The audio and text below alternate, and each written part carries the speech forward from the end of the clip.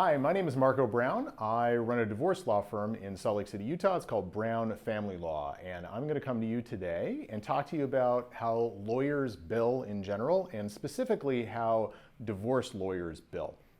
Now, why am I doing this? Why am I pulling back the curtain? Because I think it's important people understand how lawyers bill so they can identify which lawyer they should trust, whether or not they're getting screwed on their bill, what's happening in their case. That to me is really, really important. Now, most of the time, lawyers like to kind of keep this veil over themselves and between themselves, really, and their clients, so their clients don't ask too many questions. I've never really bought into that. I want my clients to understand exactly what's going on. We send clients invoices. We'll talk to them about invoices. Those are the bills with the billing statements in them. We want people to understand this process, but most lawyers do not. They just want to bill their client and have their client pay the bill. And then when their client asks questions about the bill, they get all annoyed. So I thought I'd just come here and explain to you exactly how lawyers bill, some of the kind of secrets and tricks that they employ to pad their bill sometimes, because while that doesn't happen very often, I've done this a lot, and I know a lot of divorce attorneys now, hundreds and into the thousands, and most of them are very, very good about their billing and do not want to overbill their clients, and I'll talk about that a little bit later. There are some that do, so I'll give you some tips to try to figure out whether or not you're getting overbilled. So, okay, let's get into this. Just to give you a little bit of background on who I am, like I said, I own a law firm in Salt Lake City, Utah. I've helped about 4,000 people through the divorce process, been doing this for over a decade, so I know a little something about how to bill, because I've been doing it for a long, long time. So where we're going to start are the different types of ways that lawyers bill. So there are really two ways that lawyers bill. There's a flat fee or hourly. Okay, so flat fee accounts for probably less than 5% of all cases overall, and certainly less than 5% of divorce cases. And then hourly is 95% plus. I think the numbers are really like 98% hourly and 2% flat.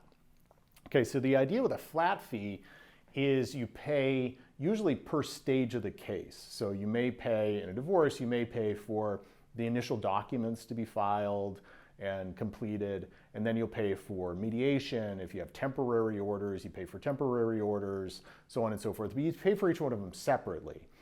And honestly, we used to do this. We don't do this anymore for some kind of administrative reasons, but it's not a bad system. And if you want to know kind of the end from the beginning and exactly what something's going to cost, then do that. And that's totally fine.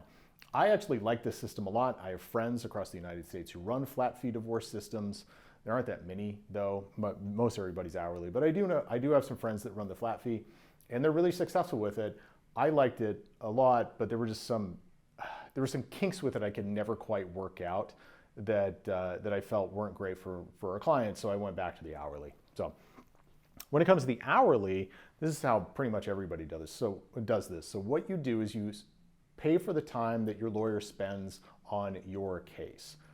So you're going to pay for communications, you're going to pay for prep time, for mediations, and for hearings. Any time that your lawyer spends, you're going to pay that. And that's the hourly system. Now, let's do this. I'm going to tell you the one type of case that divorce attorneys cannot take, the one type of billing case they cannot take. And that is contingency. So absolutely not. If you go to a personal injury attorney, a dog bite attorney, a car accident attorney, they will take a case on what's called contingency, which means they work the case, and then contingent to them getting any money, they get money on the back end. So that if they get you money, then they get a contingent portion of the money, usually somewhere around 33% up to 40% with personal injury attorneys. So divorce attorneys cannot do this. They cannot work for free and then take money on the back end when you sell the house or do something like that. At least not here in Utah. It might be slightly different in other states, but we certainly can't do it here. It's unethical here, so we get disbarred. They'll take away our law license if we do this sort of thing. So we have to get paid up front, and then that's it. You know, we can't take a contingency on the sale of a house. So that will never happen. Just get that out of your head right now, which means that you're either stuck with the flat or the hourly, and you're going to pay up front for what the attorney does. All right, we're going to talk now about how hourly billing actually works. And we're going to talk about the increments of hourly billing. So you're either going to get charged in 6-minute increments, 12-minute increments, or 15-minute increments. So let's go over this.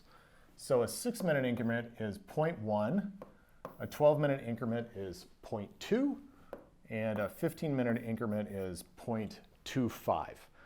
This one almost never happens. This is you go to a really large law firm downtown that does commercial litigation, and you have one of their commercial people do your divorce for you, which is a horrible idea, by the way. You want somebody who does like 100% divorces, not some guy or a girl who does like 3% divorce, right? Like you wouldn't go to a part-time dentist, so don't go to a part-time divorce attorney. So 0.25, almost never. 0.1 or 0.2 is really what you're looking at. A lot of attorneys will do 0.1, so they'll bill in 6-minute increments. So if it's a 3-minute phone call, you're gonna get billed 0.1. We actually bill 0.2. So if you have a 5-minute phone call, it's gonna be 0.2. And the reason we do this is it's never a 5-minute phone call, okay? So you spend 5 minutes on the phone with your client, and then you have to write down the conversation to memorialize it, and then you have to do some other things within the file to make sure that you follow up on things from the phone call and so forth. So it's never a 5-minute phone call. It's always more than that, and I've just realized that over time, and this is what we do. But you're always going to get billed in 1.1 or 0.2. So let's say something takes half an hour, it takes actually 30 minutes. You're going to get billed a 0.5. Okay, so these are really the minimums. Okay, so we bill in 0.2, but if something takes us half an hour, we're going to bill it at, I didn't even know it did that. That's so great. I'm getting used to this. We're still going to bill it at 0.5. So these are really the minimum billing times that you're going to get billed. Okay, so if something takes 49 minutes, you're in a hearing for 49 minutes, you're going to get billed 0.7. Okay, and each one of these, and I'm going to go over this a little bit more, but each one of these billing items is going to be a different line item in your invoice. So it's going to show like I did 0.5 for this and I did 0.5 for 7. Your attorney shouldn't be amalgamating those. They should be differentiated. And I'll kind of explain why that is. All right, now let me talk to you about how to read your invoice, because I've sent out tens of thousands of invoices and I realize that they're kind of like reading Chinese for most people. So I try to be really sensitive to that and explain to our clients how to read them. So let me kind of go over that with you. Like I said, every invoice and everything an attorney does if they bill hourly should be a line item on the bill, which means that if an attorney went through and read an email and sent you an email and spent 0.2 hours on the email, it should be like email, be a little bit more than that, but you're going to know that that is for that email on that day, right? And it's going to have the date over here.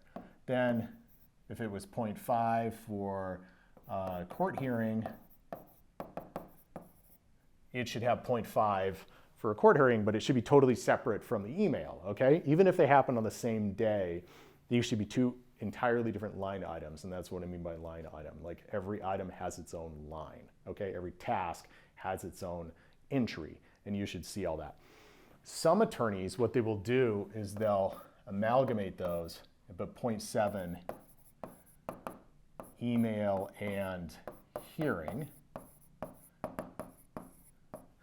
I actually don't like this. We don't do this in our office, and I don't like this, because what'll happen is you will get a daily total, right? So say it's like, this is 0.7, but say it's 2.5 hours that the attorney worked on your case during that day. They'll put 2.5 hours, and then there'll be like a paragraph of all the things they did, but you can't tell how long they took on any of those things.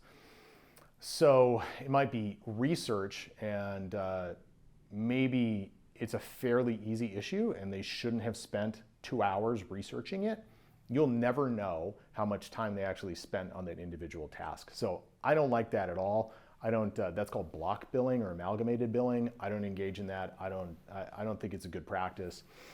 And the other thing about it is when you as an attorney have to go back to court and ask for your attorney's fees, because often you will ask for the attorney's fees to be paid by the other party for some reason. Maybe they did something in bad faith or so on. Then you will have to justify your billing to the court via, in Utah, what's called a Rule 73 affidavit for attorney's fees. And if you block bill, there's case law out there, actual cases that talk about this and say, we're not going to award you fees for block billing. Like, we need it itemized. And I've run into this in cases. I had one, this guy, I think he wanted my client to pay like $100,000 for something. It was insane. So I actually had to go through and look at all this guy's billing. I'm like, how did you bill $100,000 on this case, right? And what he would do, it was insane. He would have an entire day, and the day would be like 6 hours on one single case, on this single case. And he would have this huge, like half a page block bill, and I could never tell what he was actually doing and how much time it took. And it was garbage. And I had to tell him, hey, look, man, no, this is completely inappropriate. The case law says you can't do this stuff. Of course, so we get into this big fight. I won, by the way. But anyway, that's one of the other reasons I don't like block billing. So every time entry should have its own line. Okay. Now that I've explained how billing works and what you should be looking for and how hourly works and the line items and so forth, I want to tell you how to save some money on your bill. So let's take a day in which you send 4 emails to your attorney. Okay, you send an email at 9 o'clock, 12, 2, and 4. Okay, at best, that attorney is going to charge you for 2 emails, right? So it'll be receiving the email, reading the email, and returning the email to you, like responding to you. So that's going to be very likely, I mean, at a minimum, it's going to be 0.2, but if he reads it and responds to it, it might be a 0.3 for the morning one, and then a 0.3 for the afternoon one, right? Okay, so it's to be 0.6. But if the attorney bills really, really hard, and there are lots of attorneys who do this, the attorney will actually bill 0.3 for each one of the emails. Okay, so you don't want to do this. What you want to do instead is, let's erase all these. What you want to do instead is save up your questions and don't send 4 separate emails on the same day or 4 separate emails on successive days. What you want to do is you want to save up those questions and send 1 email with 4 questions in it, okay? So I guarantee you, let's say that that takes up 24 minutes, right? To read the email, to answer all 4 of the questions and sending you back an email. That's a very standard thing. It's probably going to take less than that. It'll probably take between 12 and 18 minutes. You get billed like maybe a 0.3. But, let's say it's a 0.4. That's still going to be far less than you doing it every day and it being a 0.3, right? So that's going to come up to 1.2 hours instead of 0.4 hours. So don't send successive emails with 1 question in them. Send 1 question with a whole bunch or 1 email with a whole bunch of your questions in it. That is going to save you boatloads of time with your attorney. Okay. The other one is kind of the same thing, deals with communication, but it's telephone calls. Again, do not call your attorney every day. If you call your attorney every day, you're probably going to be on the phone with your attorney for 10 to 15 minutes at a time. Okay, so that's going to be 0.3, 0.3, 0.3, 0.3 if you call 4 times, right? Like that's 1.2 hours, that's insane. So what you do is the same kind of thing. You think, oh, okay, I'm going to wait and then I'm going to bank my questions and I'm going to call once. And I'm going to talk with my attorney for, let's say you talk for 30 minutes with your attorney. That's a fairly long conversation with an attorney. 0.5 compared to 1.2, right? You're gonna save tons and tons of money if you bank your questions and just call your attorney once. So this is actually, this right here, this example is actually one of the reasons that we call our clients every Friday. So in addition to all the normal communication we have with our clients, we'll call them every Friday, okay, to give them an update, answer any questions they have. And what we found when we did this is it actually cut down on the number of communications we have with our clients, because they have a question on Wednesday, and usually you don't know when you're going to talk with your attorney, so you would just call your attorney, and then you don't know, maybe it's Thursday and you don't know when you're going to talk with your attorney again, so then you call Thursday, right? You're going to build 0.2 or 0.3 for each one of those. What we found is that when we call them on, our clients on Friday and they have a question on Wednesday, they just hold the question until Friday, right? And then they had a question on Tuesday and Thursday as well, and they hold those questions, and then we talk to them on Friday. So this is actually, what we found is this is a way to save our clients money by communicating with them more and systemically, because they know that every Friday they're going to get a call. Okay, so that's one of the reasons that we did this, and we found that it works like a charm. We also text our clients every Wednesday. The paralegal texts them every Wednesday, and then it answers questions for them when they text them. So we have 2 systemic communications per week. We find that it really does cut down on the number of kind of random calls we get from our clients and the cost of their case. Okay, now I am going to talk to you about a couple tricks that some lawyers use in order to overbill their clients. And one of them, I think, I don't like this practice. This is technically ethical, but I don't like this practice, and I think it's a way of padding the bill. So let's again say that you send your attorney 2 emails in a day, okay? So the first one is going to be 0.2, and then the attorney spends 20 minutes on the next one, right? So 2 times during the day, it's going to be a 0.2 to answer the first one and 0.4 to answer the second one. And what they'll do is they'll actually, they'll just say it's 0.6, right? Or let's say you spend 3 in a day, they will do, and they're really short emails, they will still bill you 0.2 for every one of those emails, okay? And come up with a 0.6. I actually don't like this. So the way we do it is, if we get a few emails a day, what we'll do is we would cut this down from like a 0.6 and we'd do like a 0.3 or something, right? So we cut that time down because it better represents the time that we spent on the total communications during that business day, okay? Now, if you're a client and you send us an email on Monday and you send us an email again on Tuesday and you send us an email again on Wednesday, each one of those we're going to bill a 0.2, right? But if it's a few communications during the same day, we're going to kind of amalgamate those and cut them down. But lots and lots of attorneys are not going to do that. They're going to bill you literally for every single email. And some of them, what they'll do is they'll bill you 0.1 for receiving the email, and then they'll bill you 0.2 for responding to that same email, right? So this, I know a lot of attorneys, unfortunately, that do this. And like I said, it's ethical, but I think it's still a way of padding the bill for attorneys. So we don't do it. But that's one way that you can recognize that you're probably being overbilled a little bit. Okay, so some other ones that I've heard. There was a guy in Chicago who, this was crazy. What he would do is he would work on the case, and then he would have his assistant work on the case, but instead of just talking to his assistant and telling his assistant what to do on the case, he would actually write a memo about what the assistant was to do on the case.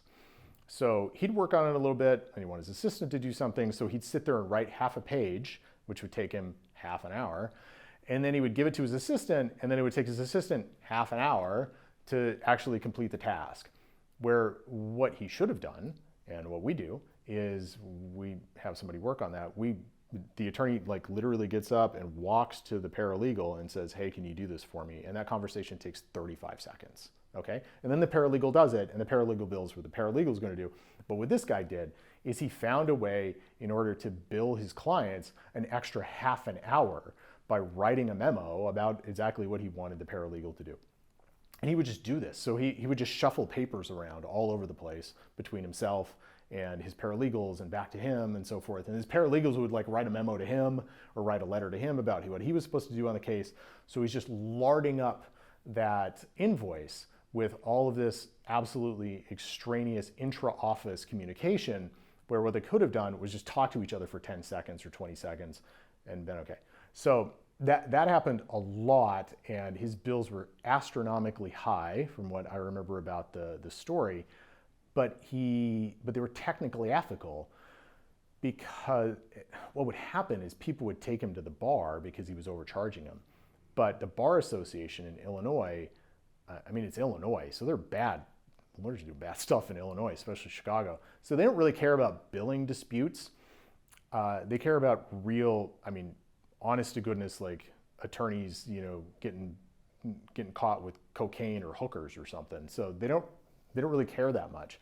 And they would just tell people, look, this is a billing dispute and I'm not going to get in the middle of a billing dispute. So this guy never got sanctioned by the bar, but his invoices were astronomically high. So that's something to keep in mind when you see that. If you see invoices where you simply do not understand what is going on, what the attorney's doing, it's a little bit of a red flag. Then what you should do in that situation is go back to the paralegal and say, hey, I've read my invoice, because a lot of people don't read their invoices when they complain about price and billing. I've read my invoice and I have a specific question about this line item. And again, this is why line item is so important. You can say, this is the line item. It took you an hour and a half to do this, and that seems really excessive. Can you explain that to me? If you don't get a good explanation for why it took that long or why it was necessary, then you got a real red flag, okay?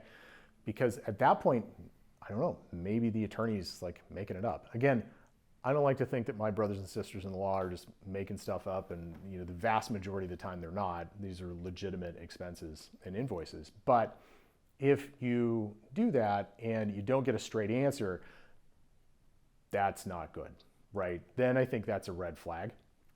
The other thing is, if you don't get communication from your attorney, like your attorney never talks to you, but is billing you tremendous amounts and your case isn't going anywhere, then there's a chance that it's kind of billing you for moving stuff around in the office, like the guy in Chicago that I was talking about. So I would be really wary about that. If you, for the life of you, cannot understand why it costs $15,000 to go to mediation, you're on the same page with me. Like, I don't know why it would cost that much either, but I get people coming in here saying that happens every once in a while. So if your communication with your attorney is really bad, they're just not talking to you, you're getting billed a ton, your case isn't moving forward at all, these are all red flags. You really need to read your bill, look at the line items, ask questions about the line items, and see if you think that some bad stuff is going on. The other thing to keep in mind is, if you ask questions about the bill, and they're legitimate questions, and your attorney just puts you off or gets really mad at you for asking questions about the bill, that's another red flag too. So keep all these red flags in mind. It might come down to the point where if you think you're getting overbilled, you just need to go find another attorney. And this is really the bottom line for me in making this video, is you'll never exactly know what your attorney is doing, because you're not sitting with your attorney watching him or her bill. What you need to do is find an attorney you trust. And part of that trust has to be, is this person going to overbill me, right? When you meet with an attorney, you want to feel like that attorney knows what they're doing. And in divorce, that means they're doing 100% divorce, not 50% divorce, not 20% divorce, but 100% divorce like we do. You want to know that they know what they're doing. You want to know and trust that they are going to represent you really, really well in court if you need to go to court, and in mediation and negotiation. And then you need to just trust them as a human being to not screw you out of hours, right? Not to overbill you. So you have to get a sense of that. And a good way to get a sense of that is to look at 5-star reviews. I know attorneys who overbill their clients. Like I say, I don't know that many of them that do this, but I know some of them that do it all the time, and I do not know how they're still attorneys. But you go to their Google My Business and they don't have great ratings because people figure out when they're getting screwed out of money, okay? And then the easiest way to get a bad Google review as an attorney is to screw people out of money. So you go there, you look at it, you'll see that they have all sorts of negative reviews because they're overbilling their clients. So that is one way of figuring that out, and that's actually a pretty good way of figuring it out. So that's a way to establish, figure out trust, and then you just need to meet with the person. And if you trust the person when you sit down with them, your gut's probably correct about this. So take those two things and run with them. I hope this has been helpful for you. Kind of take this curtain back and show you how divorce attorneys bill, some of the secrets for overbilling, how to read your invoices. I really hope this has been useful for you. If you need help with your divorce and you're in Utah, give me a call. Again, it's Marco Brown at Brown Family Law, 801-685-9999, and we will take care of you just like we've taken care of 4,000 people over the last 10 years. So I appreciate the time, and I look forward to talking to you. Bye.